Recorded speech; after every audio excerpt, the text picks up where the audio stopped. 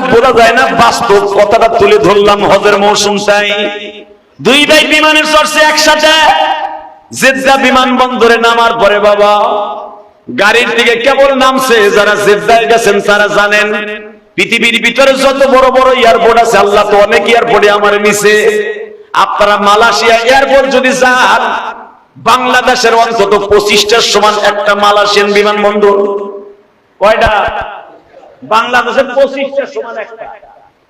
সিঙ্গাপুরের এয়ারপোর্ট বাংলাদেশের 15টার চাইতে বেশি। লন্ডনের এয়ারপোর্ট, হিথ্রো এয়ারপোর্ট বাংলাদেশের 20টার চাইতে অনেক বড়। জেদ্দা এয়ারপোর্ট বাংলাদেশের বেলায় 30টার চাইতে অনেক বড়। আলহামদুলিল্লাহ বলতে পারলেন না?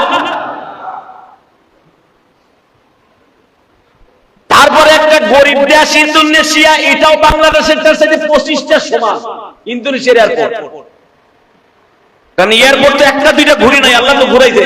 চায়না এয়ারপোর্ট, যে কটা এয়ারপোর্ট, গুয়াংজং কন, অধিকাংশ বেনজুং কন, অধিকাংশ এয়ারপোর্ট ঘুরে ঘুরে দেখছি, একটাও বাংলাদেশের মধ্যে এত ছোট নাই। আর ইন্ডিয়া কলকাতা যে এয়ারপোর্টটা বাংলাদেশের 4টার সমান। কলকাতা যারা গেছেন, জেদ্দা এয়ারপোর্টে নামছে দুই ভাই শিল্পপতি। হঠাৎ করে বাসে ওঠার আগে বাবা চোখের মধ্যে ধুলে গেল। ধুলে যাইতে যাইতে ডলতে ডলতে ডলতে ডলতে মক্কায় যাওয়ার আগে দুই ভাই অন্ধ হয়ে গেছে। নাউজুবিল্লাহ বলেন না। দোনো ভাই সব কিছু দেখেন, চোখ ফুলা লাল হয়ে কিচ্ছু দেখে না, কালো চশমা লাগাইছে কিচ্ছু দেখে না। হসপিটালে নিয়ে গেল, ডাক্তার বলে কোনো রোগ তো দেখি না। কি হইল? বাতাস লাগছে, হোটেলের মধ্যে রাখো। হজে গেছে, হজ তো যেমনি হোক হুইল চেয়ারে বসিয়ে করাইছে। হজ শেষ, কাবাবারটা বাবা দুই নয়নে দেখতে পারে নাই, চোখের কিচ্ছু দেখে না, কালা চশমা লাগানো। লোক দিয়ে হজ কমপ্লিট করাইছে। মদিনাও কিন্তু এইভাবে রাসূলের রওজায় কমপ্লিট করাইছে। হজ কমপ্লিট, জিদ্দা এয়ারপোর্টে আসি আবার যখন বিমানে উঠছে, বিমানে ওঠার পরে দেখা যায় একটু একটু আফসা আফসা দেখে। সুবহানাল্লাহ। বিমান সৌদি আরব ছাড়ার পরে অর্ধেক আসার পরে বাহরাইনের উপর দিয়ে যখন বিমানটা উঠছে, চোখ অর্ধেক ভালো হয়ে গেছে। দোনো ভাই বাংলাদেশে আসছে পুরোপুরি ভালো। সব মানুষগুলো আশ্চর্য হয়ে গেল, বাংলাদেশে ভালো। আবার আসলাম বাংলাদেশে, আবার চোখ ভালো। ব্যাপারটা মাথায় আসলো না।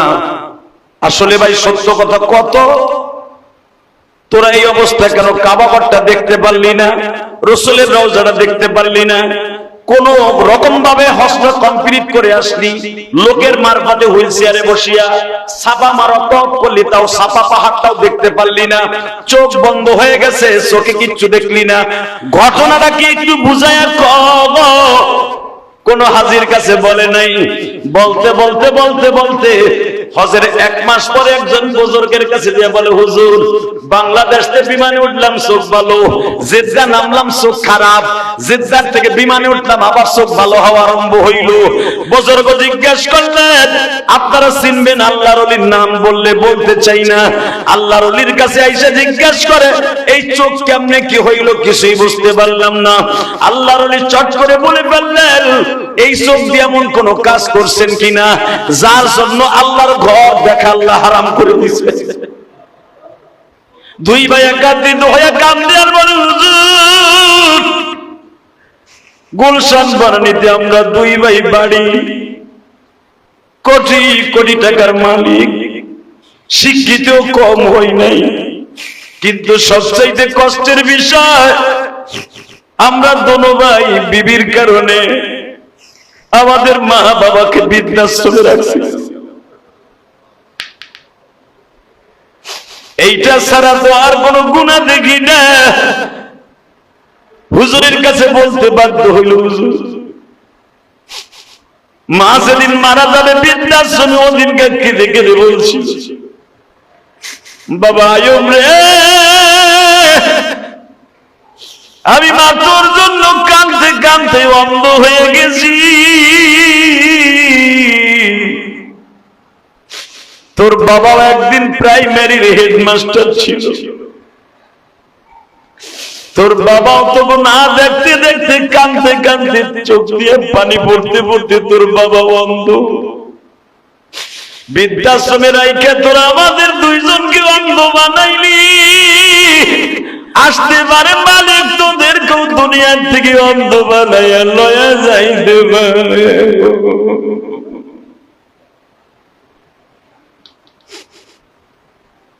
আল্লাহর ওলি কান্দে আর কয়, এই কথাটা কি তোমার বাবা সরাসরি তোমার কাছে বলছে না কোন চিরকুটে লেগে গেছে? বলি হুজুর আব্বার সাথে তো কথা বলতে পারি নাই, বৃদ্ধাশ্রম থেকে লাশ নিয়ে আসছিলাম, আব্বার বালিশের নিচে দেখি আব্বা লেখা রাইখা গেছে।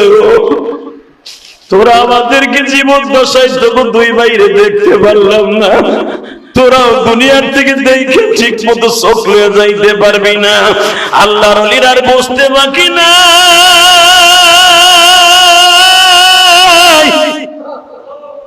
পৃথিবীতে তিনটা জিনিসের দিকে তাকানো সওয়াব আছে বাবা, কয়টা? জোরে গান, আর জোরে। তিনটা জিনিসের দিকে তাকাইলে ডাইরেক্ট বাবা উমরার সওয়াব হয়। তিনটা জিনিসের দিকে তাকাইলে চোখের জ্যোতি বাইরে যায়। তিনটা জিনিসের দিকে তাকাইলে রব্বে কারীম তার চোখ খারাপ থাকলে ভালো কইরা দেয়। তিনটা জিনিসের দিকে তাকাইলে তার জিন্দেগিতে বরকত আসিয়া যায়। তিনটা জিনিসের দিকে তাকাইলে তার চোখের গুনাহ মাফ হয়ে যায়। তিনটা জিনিসের দিকে তাকাইলে তার ব্যবসায় বরকত হয়। তিনটা জিনিসের তাকাইলে কবুল হজের সওয়াব হইয়া যায়। এক নম্বরে হলো মায়ের চেহারার দিকে তাকাইলে সঙ্গে সঙ্গে কবুল হজের সওয়াব হয়ে যায়। দুই নম্বরে বাবার চেহারার দিকে নেক নজরে তাকাইলে গুনাহ মাফ হয়ে কবুল হজের সওয়াব হয়ে যায়। তিন নম্বরে কাবা ঘরের দিকে যতবার তাকাইবা ততটা উমরার সওয়াব ততটা নেক হইয়া যায়। ওই কালো কাবা ঘরের দিকে তাকাইলে যারা হজ করে আসছে তাদের জিজ্ঞেস করবে, যে মিডিয়া ম্যান, জীবন্ত মিডিয়া, ওই যে সবে মাত্র উমরা করে আসলো, আর মাথায় এখন উমরার চুল, আমার মাথায়ও কিন্তু এখন উমরার চুল বাবা। ওই যে দেখবা আরো অনেকেই উমরা করে আসছে, কাবা ঘরটার সামনে নিয়ে যখন হাজির, মালিকের কথা মনে করে বলে, মালিক রে, ৬,৫০০ কিলোমিটার দূর থেকে ইলিয়াসুর রহমান জিহাদের মুখে মসজিদ বাইতুর রহমানে শুনছিলাম, কাবা ঘরের দিকে তাকাইলে চোখের মনিও কালো, কাবার গিলাফটাও কালো। কাবা ঘরটা আমার বাবা ইব্রাহিম নির্মাণ করছে, তাও কালো পাথর দিয়ে। এই কালোর ভিতরে যে এত ভালো কেমনে বুঝাই মালিক গো। যারা উমরায় গেছে, যারা হজে গেছে, জিজ্ঞেস করে দেখেন, কাবা ঘরের সামনে আপনি যতবারই আল্লাহ নেক না কেন, কাবা ঘর যখনই হাজির দুই নয়নে আসে, চোখের পানি দিয়ে বুক বাইসা যায়। যত বড়ই খারাপ মানুষ হোক, যত বড়ই খারাপ হোক না কেন বাবা, কাবা ঘরটা চোখের সামনে আসলে তার দুনিয়ার কোনো চিন্তা ভাবনা মনে আসে না, শুধু তাকে মালিক কেমনে তোমারে পাবো গো, কেমনে তোমায় পাবো। আল্লাহর খলিল ইব্রাহিম কাবা ঘরকে দুই নয়নে দেখে নির্মাণ করার পরে, কাবা ঘরটা যেদিন নির্মাণ হয়ে গেল বাবা, এইদিকে হইতেছে ৩৫ ফুট লম্বা, ৩৫ ফুট উঁচা, এইদিকে বাজার হইতেছে ১৯ ফিট লম্বা, এইদিকে বাবা ১৫ ফিট লম্বা। এই লম্বা এত বড় ৩৫ ফিট লম্বা উঁচা কাবা ঘরটা নির্মাণ করার পরে আল্লাহর খলিল ইব্রাহিম কাবার দরজার সামনে দাঁড়ায় বলে, ও মালিক, তোমার যদি মায়া লাগে কাবা ঘরটা এত সুন্দর করে বানাইলে, এই কাবা ঘরের এখানে কারা কারা আসবে? আল্লাহ বলে দিলেন, ইব্রাহিম রে, তারাই শুধু আসতে পারবে যাদের কানের মধ্যে তোর আওয়াজ পৌঁছে গেছে। জোরে জোরে ওয়াজিন ফিন্নাস ইয়া ইব্রাহিম, ইব্রাহিম আযান দে, ডাক দে, তোর পোলা পান্ডে ডাক দে। ইব্রাহিম আলাইহিস সালামের আওয়াজ যার কানে পৌঁছাইছে সে কিন্তু জীবনে একবার হলো হজ বা উমরা করতে পারবে। কোটি টাকার মালিক হইবা বাবা, কাবা ঘর চোখে দেখা হবে না যদি আল্লাহর খলিলের ডাক তোমার কানে না আসে। ইব্রাহিম আলাইহিস সালাম কাবা ঘর সুন্দর দেখাই দিলেন, বানাইলেন। রুকনে আমিন দেশটা বাবা এখানে ছিল দরজা, এখন যে দরজা এখানে দরজা ছিল না। ইব্রাহিম আলাইহিস সালামের যুগে দরজা ছিল রুকনে আমিনের দেশটা, অর্থাৎ আমাদের দেশের পশ্চিম দিকে। কাবার দরজা তো আমাদের দেশের পূর্ব দিকে। ইমাম সাহেব পূর্ব দিকে দাঁড়ায় বাবা, মনে রাখবা আল্লাহর খলিল ইব্রাহিম রুকনে আমিন দরজার সামনে দাঁড়ায় বলে, মালিক রে, কাবা ঘর এত সুন্দর বানাইলাম, এখানে কারা আসবে? আল্লাহ বলে দিলেন ইব্রাহিম, তারাই আসবে যাদেরকে আমি কোনোদিন জাহান্নামে নিব না। জোরে জোরে জোরে জোরে ইব্রাহিম, তারাই আসবে যাদের কানে তুই ইব্রাহিমের আওয়াজটা পৌঁছাইছে। এই ইব্রাহিম, তারাই আসবে গরিব মানুষ জীবনে আসতে পারে নাই, কিন্তু মক্কার ওয়াজ শুই না মসজিদের ভিতরে ফেল ফেল করে কাঁদতো। আর মালিক রে বুঝায় বুঝায় আমারে কইব, মালিক রে, জীবনে কি একবার মক্কায় নিবা না? জীবনে কি একবার মদিনায় নিবা না? কিন্তু ওর কপালে হজ নাই, উমরাও নাই, ওর টাকাও নাই, কিন্তু মসজিদে বয়া বয়া খালি কাঁদতো আর চোখের এই পাপড়িটা ভিজাইতো। আমি রব ওরে কি করব জানোস নি? যদি ওর জীবনে হজ করে নাই, আমি মালিক ওরে কিয়ামতের মাঠে হাজী বলে ডাক দিব।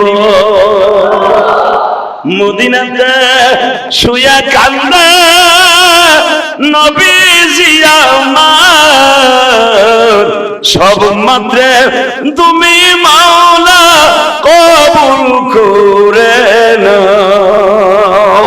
কবিতার ভাষায় বলে নাই, হাদিসটা কেন নবী বলছিলেন সব উম্মতকে কবুল করে নাও। তার মানে সে হজ করে নাই, কিন্তু নবীর রওজার কথা শুই না, কাবা ঘরের কথা শুই না, চোখ দিয়ে খালি পানি পড়তো। জীবনে ওর কপালে হজ হয় নাই, ও আসতেও পারে নাই। কিয়ামতের মাঠে ইলিয়াস রহমান জিহাদি এতবার হজ করছে, আব্দুর রহমান এতবার হজ করছে, অমুক সাহেব এতবার হজ করছে, হাজীদের গাড়ির মধ্যে আল্লাহ ফেরাইয়া তারেও জান্নাতে নিয়ে যাবে। কারণ ও হজ করে নাই, ওরেও জান্নাতে নিবে, কারণ ও মক্কা মদিনার কথা শুনে কাঁদতো। বলেন রে, হাজির কথা বলতেছি, মনে রাখবেন। এই দুই হাজী আলেমের কাছে যে বলতেছে, হুজুর আমরা তো মা বাবারে যখন বৃদ্ধাশ্রমে রাখছিলাম, আব্বার একটা চিঠি পাইছিলাম, আল্লাহর ওলি বলে দিলেন, তোগো কপালে যদি 30 বার হজ করতে যাস, তোগো কপালে কাবা ঘর দেখা হইব না। কারণ 3টা জিনিস দেখলে কবুল হজের সওয়াব হয়, 3টা জিনিস দেখলে ডাইরেক্ট চোখের জ্যোতি বাড়ে। 2টা রিসার্চ করে দিছো, আর একটাই কি হইব? একটা কাবা ঘরে আর কি? হুজুর কোন সিস্টেম নাই, মালিক কি মাফ করব না? আল্লাহর নবী বলে দিলেন, কাঁদতে থাকো, কাঁদতে থাকো, হজ করতে থাকো, উমরা করতে থাকো, মালিক যদি কোনোদিন মাফ করে করলো। মেরে ভাই দোস্ত বুজুর্গ, কেন বললাম এইটা যদি আমার বাংলাদেশের হাজির অবস্থা হয়, আল্লাহু আকবার জোরে বললাম। এখানে শেষটা মাত্র 2 মিনিট একটা ঘটনা শোনায় দেয়, শোনাবো? হ্যাঁ, শোনায় দেই, মনে রাখবেন। এই মুসলমানের বল আব্দুল্লাহ ইবনে মুবারক, জোরে কান মারহাবা। আব্দুল্লাহ ইবনে মুবারক নাম কি? আব্দুল্লাহ ইবনে মুবারক ওই জামানার সবচেয়ে বড় মুহাদ্দিস, সবচেয়ে বড় মুহাদ্দিস ওই জামানা। আব্দুল্লাহ ইবনে মুবারক রাহমাতুল্লাহ আলাইহি যে জান্নাতি একজন মহাপুরুষ, জোরে কান মারহাবা। হঠাৎ করে দেখে আসলাম নামে এক ব্যক্তি কাবা ঘরের দরজা রুকনে আমিনের সামনে দাঁড়ায়া এক হাত এক পাও কাটা। সে চিল্লাই চিল্লাই কাঁদতাছে আর বলতাছে, মালিক রে, এ মালিক, মালিক এইবার দিয়া মিশর থেকে 40 বার হজে আসলাম, যতবারই আমি শুনি একজন না একজন বুজুর্গ আমার কানে বলে দিয়ে যায়, সপ্তাহের ভিতরে তোর হজ কবুল হয় নাই। এবার কি কেউ কইব যে তোমার হজ কবুল হইছে? এইবার 41 বার হজ আমার, এবার কি কেউ কইব? বলতে বলতে আব্দুল্লাহ ইবনে মুবারক হাজির, জোরে কান মারহাবা। তোর নাম কি? আসলাম। হ্যাঁ। তোর বাড়ি মিশরে? হ্যাঁ। আমার নাম আব্দুল্লাহ ইবনে মুবারক। আব্দুল্লাহ ইবনে মুবারক এত বড় বুজুর্গ, আপনি আমার নাম কেমনে জানেন? আমার নাম আসলাম। তোর নাম আসলাম ইবনে ফুহাইল, তোর বাপের নাম ফুহাইল, তোর নাম আসলাম। আমি আজকে রাতে স্বপ্নে দেখি আমি মালিকের কাছে একটা দরখাস্ত দিয়েছিলাম, দরখাস্ত সাবমিট করছিলাম, মালিক এই বছর হজের মধ্যে কার কার হজ কবুল হয়েছে? আল্লাহ বললেন 99% কবুল হয়েছে, একজনেরটা কবুল হয়নি। তারে আগামীকালকে ফজরে পরে কানতে দেখবি এক হাতে এক পাও নাই, নাম আপনার আসলাম ইবনে ফুহাইল। আমি চেহারার সাথে মিলাই দেখি তুই ছাড়া আর কেউ না। গেটটিরে টান্ডা ধরে কাবা দরজার সামনে টান দিয়ে নিয়ে বলে, তুই হারে কান্দা কি হইবে দিকা? একটা টান দিয়ে কাবা হাতিমের পিছনে নিয়ে, রুকনে আমিনের পিছনে নিয়ে বলে, বল সবচেয়ে ভিতরে আমারে কেন মালিক বললো 99% কবুল হয়েছে, একজনের কবুল হয় নাই? তোর নাম আসলাম ইবনে ফুহাইল, বল এমন কি কাজ করছো? আমি জানি যুবক ভাইরা, আমি তোমাদের দুটো হাতে পাও ধরে বলবো, যুবক বয়সে রক্ত গরম থাকে, খবরদার রক্ত গরম করতে যে অনেক কিছু করে ফেলো না, যেগুলো একবার আল্লাহর মাইন্ডে লেগে গেলে আর ক্ষমা পাইবা না। তাকাও ওইদিকে। আসলাম ইবনে ফুহাইল চোখের পানি ছেড়ে দিয়া একটা টান দিয়ে বলে, হুজুর আমার নাম এই বছর আপনার কাছে বলে দিয়েছে, আমারটা কবুল হয় নাই, এইবার দিয়ে আমার 41 বার হজ। কি করছস ক? একবার হজ করলে সব গুনাহ মাফ হয়ে যায়। মান হাজ্জা লিল্লাহ ওয়া লাম ইয়ারফাস ওয়া লাম ইয়াফসুক রাজা কায়াউমিন ওয়ালাদাতহু উম্মুহু। হাজী হজ করে দেশে যাওয়ার সময় যেরকম নিষ্পাপ হয়ে যাবে, সে মনে হবে ওয়ালাদাতহু উম্মুহু, আজকে তার মায়ের গর্ভ থেকে ভূমিষ্ঠ হয়ে দুনিয়া থেকে যাবে। সুবহানাল্লাহ। 41 বার হয় না তো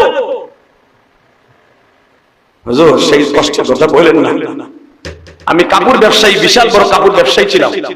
আমার মতো কাপড় ব্যবসায়ী মিশরের মধ্যে আর ছিল না। আমি ইউসুফ আলাইহিস সালাতু ওয়াস সালামের গ্রামের মানুষ। মারহাবা বলেন।